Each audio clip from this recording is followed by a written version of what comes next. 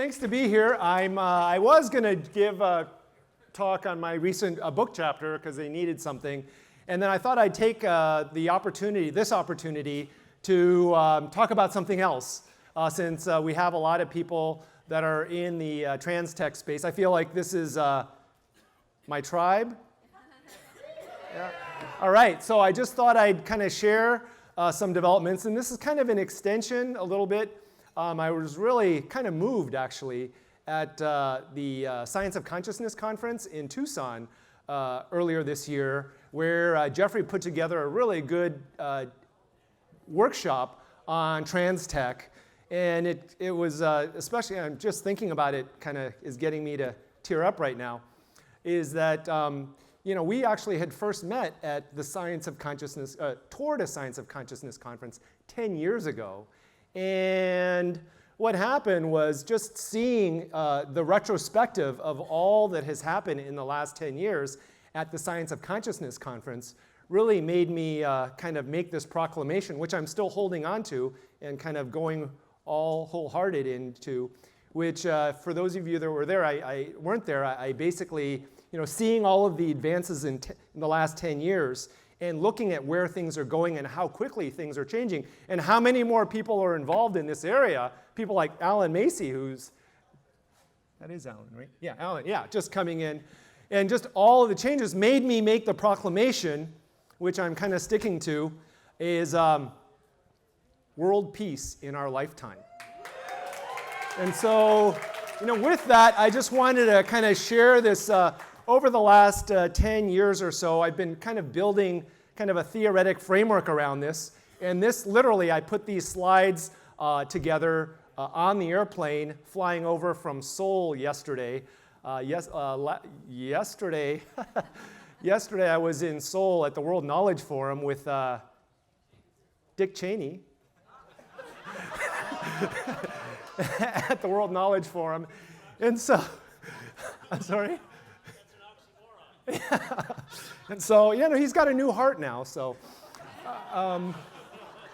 so I just thought I'd take this opportunity, since this is kind of the choir here, of sharing something I plan on doing a lot bigger, talking a lot more about at the Science of Consciousness Conference in Shanghai, which I'm hosting in June next year. So this is kind of just warm up for this. So it may seem a little rough. I'm also jet lagged. My luggage is also on its way here, so I'm still wearing the same clothes I've been wearing for the last 3 days. So I apologize if I smell or this talk smells. But I just wanted to share this while I had this opportunity. So for those of you, I usually start with the slide. My background is in electrical engineering and computer science. I did my bachelor's and PhD at Berkeley. And then the way I look at consciousness is kind of like hardware and software in a computer. So physically we're here, so this is kind of like the hardware. But where we're at in this talk right now is kind of like the software. So if I mention Coit Tower and you know what I mean, are there certain neurons in my brain that are wired like yours? What's the relationship between this mental space and the physical body? And so I kind of look at phenomenology and neurophysiology. And today I'm looking at development and how all of this happens, and how we, at least having a theoretic framework as to what's happening to kind of wake people up. And by looking at it in a hardware-software perspective, we have the body, which is hardware, and it's objective. And so although our worldviews may be completely different, the underlying mechanisms of how things are processed between you, me, and you women too, although it's a little different, is similar. So there's a brain, and hopefully it's turning on. And so basically, from a radical epistemological perspective, if you think of the body as hardware and phenomenological experience as software, or as the software, then all there is to influence the hardware is, from a radical epistemological perspective, is there's what's physically here in this room here at Sophia University. That will influence the physiology, like this guy walking by here. There's how your body feels, whether you have to go to the bathroom, you're hungry, thirsty, etc. And there's what you're thinking. And so if you think right now from the point of your experience of this moment, everything in the universe you know in one of those three areas, right? So if I say, does this pen exist? Yeah, and how do we know the pen exists? Yeah, we see it, we can know it from our senses. Does Los Angeles exist? Yeah, you can't see it, but it may exist, but our knowledge of it is from the conditioned mind. So everything in the universe influencing the physiology is either going to be something around us physically here, there's how your body feels in the processes of physiology, and there's what you're thinking. And pretty much, I think everything you can know is in one of those three areas. Yeah? With me so far? Okay, great. All right. So when you're born, sometime between conception and birth, consciousness becomes aware of itself. And when you kind of come out, at some point, when you become aware that you are a separate self, all there really is at that time is the processes of physiology and what's physically around you. And so Jeffrey, who just walked in, uses the term non-symbolic consciousness. And so this is pre-symbolic. So there is no notion of symbol. There is no notion of object even. There are just kind of sensations in physiology that are experienced. There's an awareness, perhaps, and then something happens, and then, actually, Hammerhoff likes this Bing term of collapsing the wave function. So basically what happens is the surroundings is all, I can't really see my slides, is all there is, and then what happens is kind of a Bing moment happens, and so, hey, and then just like there's a big bang in the universe, there's nothing, and then all of a sudden, there's an awareness of sensations in physiology in terms of motor action, and then certain sensations start to correlate. It's like, hey, every time I feel this, and then I feel that, and we'll call that wee-wee, and there's that, and then that smell, we'll call that poo-poo, breast, milk, mother, father, and then we have this symbolic consciousness that emerges.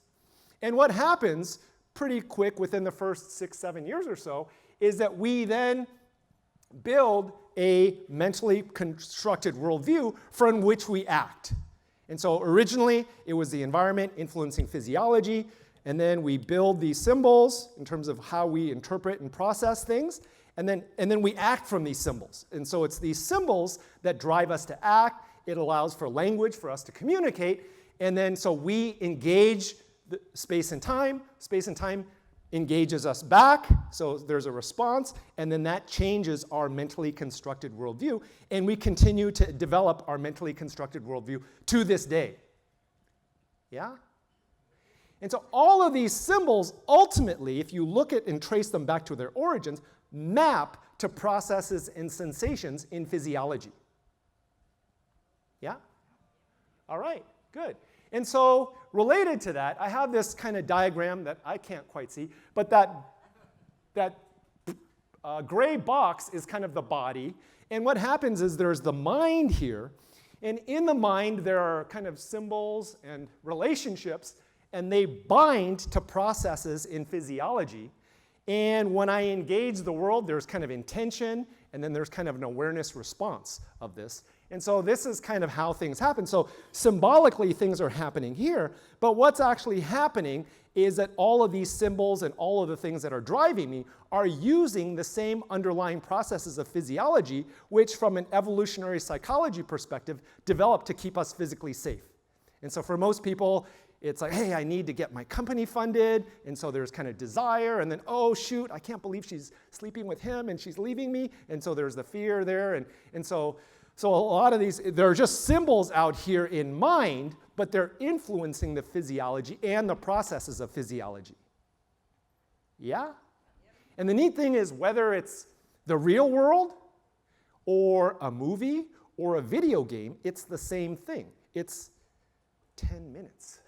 Okay, so And so if you look at it from a psychological perspective, this is kind of Jung and Campbell, and so they have this whole notion of the anima animus, kind of in conceptual terms, and then there's yourself, there's a shadow self, and then there's a projection, so the ego knows about what's going on here by way of projection. And what I'm saying right now related to this is all of that shadow self that's under the line of consciousness there is our physiological processes that are mapping to things that are driving you to do what you're doing and feel what you feel to kind of boot you up. And what I mean by that is so thoughts regulate physiological processes I mentioned. So if you look at fight or flight, desire, dopamine, etc. And so what happens is when we're developed, there's the physical body that sets up. Then we develop awareness, and then object permanence, and then we have the symbolic, and then we have worldviews. And so the gay flag on the top there, that's the kind of, if you're familiar with Claire Graves or spiral dynamics, so those are kind of the levels of consciousness that people develop. And then there's tier 1, tier 2, et cetera. And so life is going from like nothing to physical body awareness is going up that trajectory. And then actually it's quite interesting, if you look at the Bardos and if you look at the Tibetan Book of the Dead, it's actually going back down that process as well too. And so what happens is in the life arc is you kind of go up, you're almost like one of those, those hammers that you try to hit that bell, at the fairs. So you're nothing, and you kind of come up, and then you build a worldview, and you're kind of acting from that, and you're moving to higher energy states. And then, if you don't make it, you kind of fall back down. And then, I guess in Buddhist terms, you try again, or if you're Christian, you go to heaven or hell, based on that. And so basically what happens, though, is that actions are driven through higher energy states. And what people do is the physiology naturally wants to go to higher energy states. So the physiology is trying to go to higher energy states, but the only way it knows how to do that is by way of projection onto these symbols, right? And so what happens is people will meet someone attractive, and then they'll get married, and then they'll be married, and then it's like, oh, I'm happy, but I want another wife. I've got a job, but I want a better job. And so this whole getting better, and why do people drive fast cars? Why do they jump out of airplanes? It's for that peak performance state. And what that does is it stretches the physiology to higher energy states.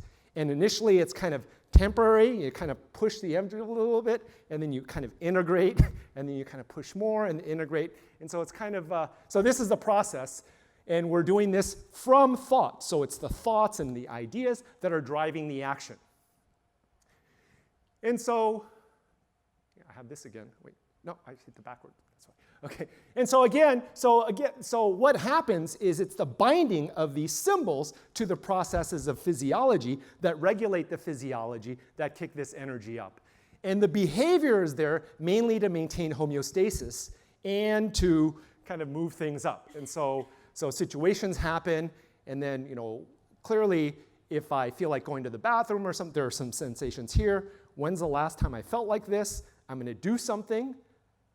So I have a mental worldview. I act from that mental worldview. It influences the physiology, which reinforces the mental worldview, which motivates the action, which reinforces the physiology, mental worldview, and action.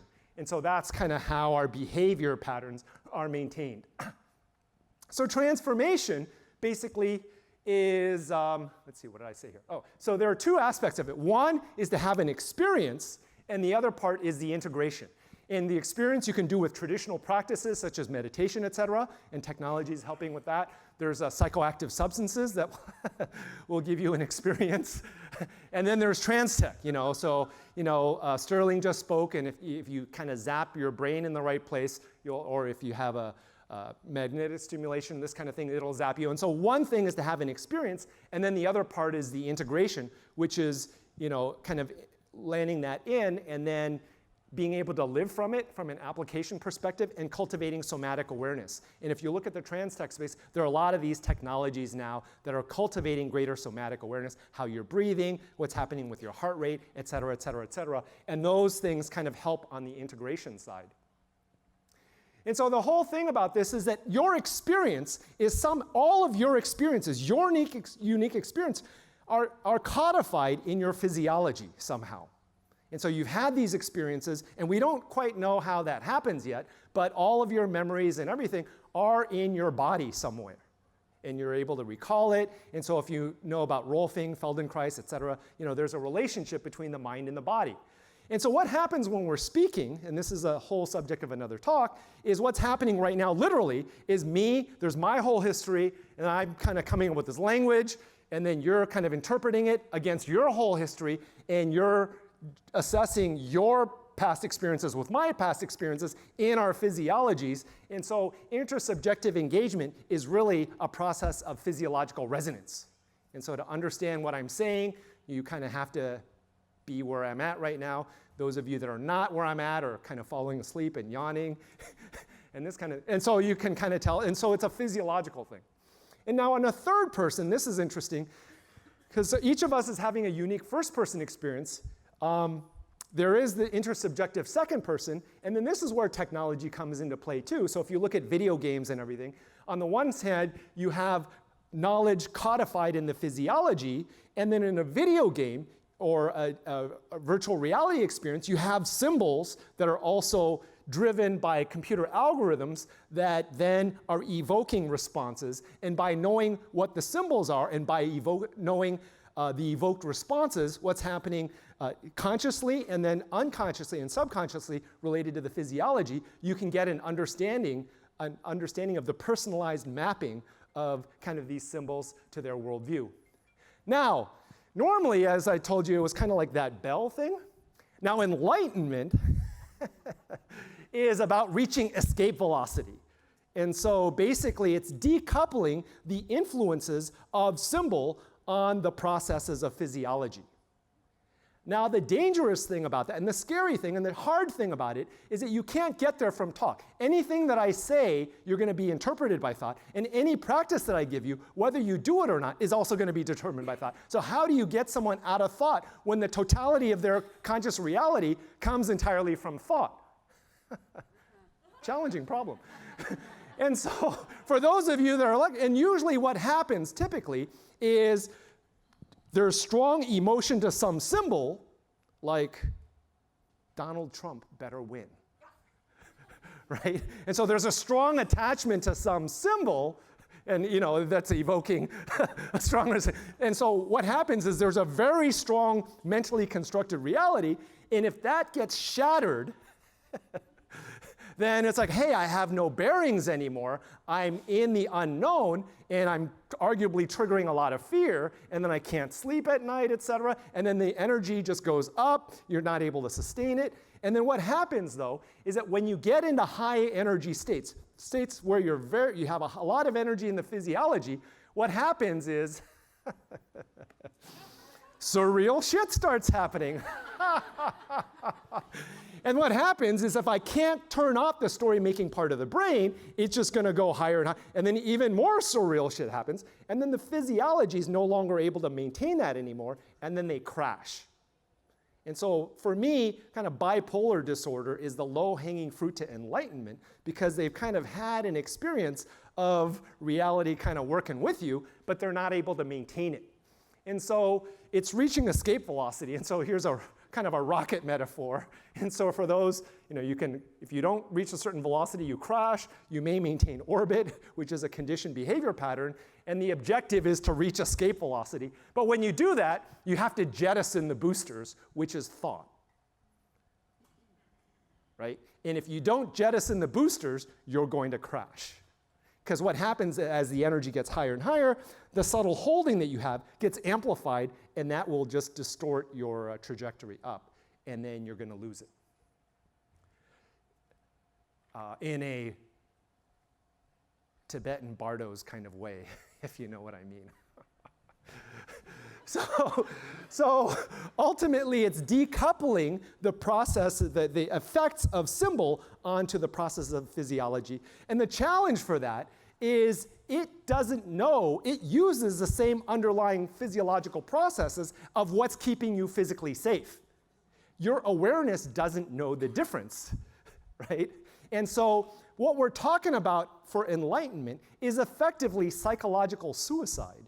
And that feels like physical suicide. And it's terrifying.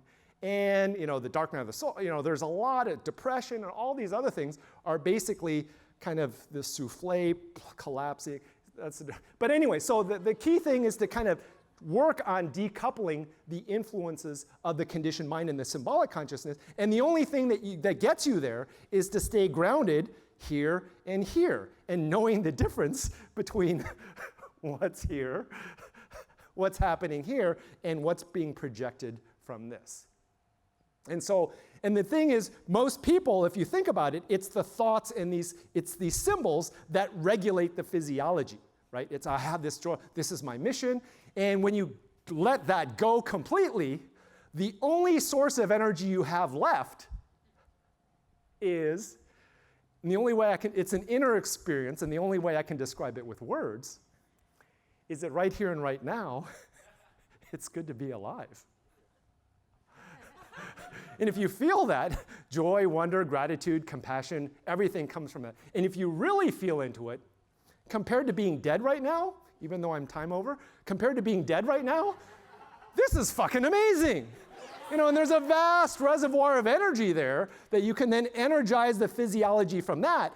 And then if you start looking at the emergent reality in a non-causal, more mythical, archetypal kind of way, you'll realize very quickly that there are bigger forces at work. And then the question is, what's your relationship with the bigger forces at work? And when you start doing that, what happens is you let go of this, you stay grounded in the highly energized state, and then things still happen, and depending on how aware and present you are, that will influence your past conditioning. You're kind of like a wind chime, which then you're pushing things back up here, and then new thoughts and ideas will come. And that is how we access kind of intuition and insight. And then things become a question to the universe. Hey, where is this coming from? What are the underlying emotions driving it? Is it fear, need, desire, or joy? What is that? And then let's try it, and let's see how the reality responds. And so it becomes kind of living life connected to the innate joy of being. Acting from the emergence of this is kind of like dancing, because things are just kind of happening, and you're just kind of, hey, wow, this is interesting. Hey, more laughter. Hey, you guys get it. The tribe. Awesome. Okay. And so the big stories for this, 2 seconds. Two more slides? Okay. And so the tribe we're in right now is I think we're all in the collective awakening box. So this, is the reality physical? Is it inner? Is it me, or is it us? And we're all trying to wake people up, which is why we're doing what we're doing. Yeah, all right, tribe, yes. Okay, so this moment, which has brought us to this moment, so all of us now, somehow, space and time have brought us to this moment here, where I'm getting booted off the stage. And so the question is, where are you right now for each of you? Are you looking for a job? Are you in a related field? Are you loving stories and want more to be effective? Do you want to be awakened? Finders, right? And then if you're awake but not integrated, or awake and integrated. So what category do you fall? And what stories are driving you? And what are you trying to do right now? And what I'm trying to do is, with him, is kind of be this Pied Piper guy, just to say, hey, we have a kind of an understanding. We know all of you have a unique personal understanding, and you're working from your personal understanding towards creating new technologies to get all of us together, and it's time to unite. Woo! Wait. So, last thing. So we're doing. So anyways, there are a number of events we're doing in Cuba where we're getting people together. There's Science of Consciousness, Shanghai. And then anyways, join us.